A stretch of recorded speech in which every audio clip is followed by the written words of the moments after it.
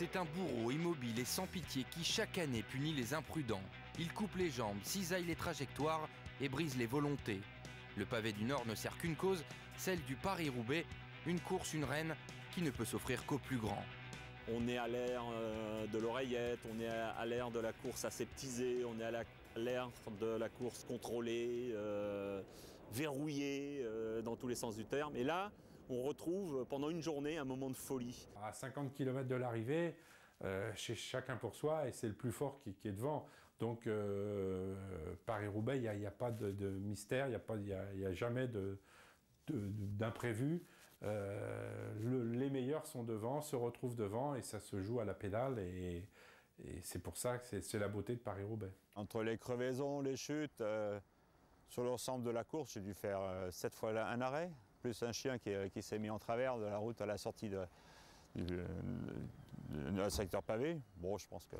Mais j'avais la chance avec moi quand même, malgré tout ça. Bernard Hinault n'a gagné qu'une fois à Roubaix en 81, drôle de millésime. À l'époque, le pavé est critiqué, trop boueux, trop dangereux. L'enfer du Nord ne serait plus qu'une parodie de course cycliste. À l'arrivée devant la presse, Hinault s'emporte. Paris-Roubaix est une connerie. C'est pas parce que je l'avais fini et gagné que je l'aimais. Parce que je trouvais que c'était un peu dangereux quand on a comme objectif de gagner le Tour de France.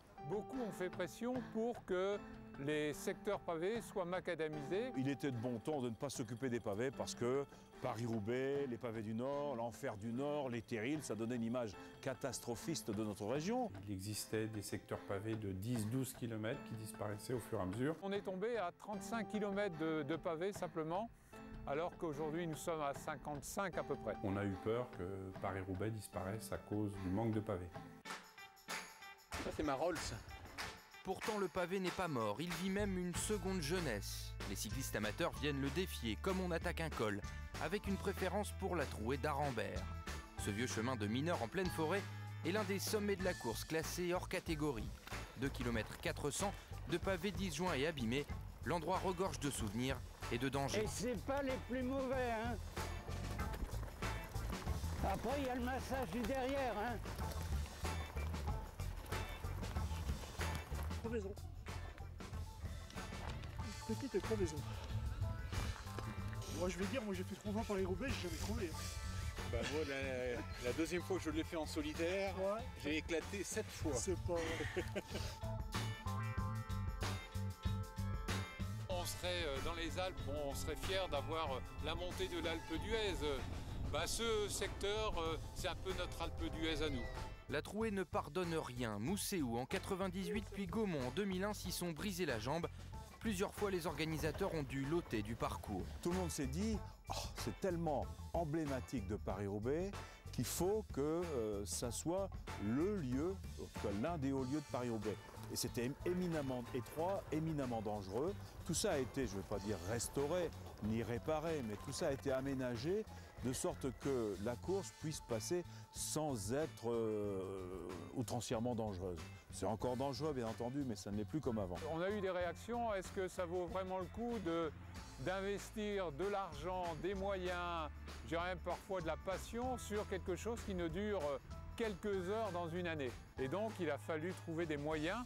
Et ce que l'association a développé, c'est des interventions avec l'aide des lycéens des lycées horticoles pour restaurer ces secteurs pavés et les entretenir de façon à que la course puisse continuer à y passer.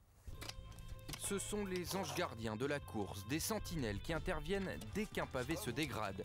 Le temps, l'hiver et surtout les machines agricoles sont de rudes adversaires. On est passé profond, vous voyez, on va essayer de se rebaser à peu près comme ça, hein, et donc on voit qu'avec l'épaisseur des pavés, il faut quand même redescendre assez. Hein.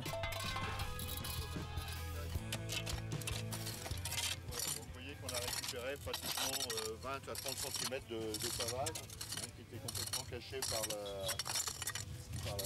végétation. On laisse une trace de nous-mêmes sur quelque chose, on va dire, de grandiose quand même. Je me dis, ils sont peut-être passés sur notre chemin et puis il n'y a pas eu de chute, nos pavés sont bien nivelés, enfin voilà, c'est une fierté. Ouais. On ressent surtout lorsqu'on est sur le terrain et qu'on rencontre des personnes du coin qui viennent rouler en vélo ou à pied. Ils sont très contents de notre travail. Une des premières choses qu'ils nous disent, c'est bien, c'est un travail de Nord, vous mettez en valeur notre patrimoine nordiste. Et je crois que c'est bien ancré dans l'esprit des nordistes.